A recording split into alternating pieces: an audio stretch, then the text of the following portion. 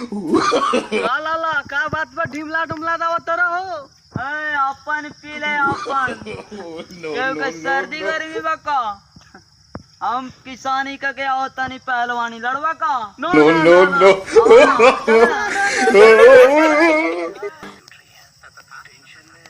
सारे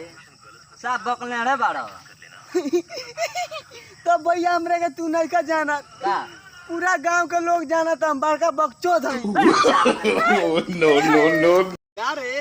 का आज लेट हो गया रे पसीना पोछत है का बात बा कुदारी चला के आवत रे का ना रे भाई हौसाला बानू हौसाला हां हां उ गरिया उतरला ओकरा के हां आ उ गरिया उतरला ओकरा के हां हां का कहने जे जाके कुछ ओकरा के पढ़ा देनी हो हाँ। आ कुछ ओकरा के समझा देनी हो हाँ। दुनु गोड़ा मारा मारी ओकरा हम चलो नो नो नो का ला ला का ढिमला डुमला दावत रहो। हम अपन पी ले अपन तारा कौन सर्दी गर्मी बा का नो नो नो हमरा से ज्यादा बकवास ना हम अखड़ा पर से लड़का होता लड़वा का नो नो नो हरे गोरे गोरे मुखड़े पे काला काला चश्मा बड़ा गीत गावे वाली बनता रह हमरा से जीत बगावे में गावा ना भाई तनी गोरे गोरे मुखरे पचपल जूता के तना गोरे गोरे मुखरे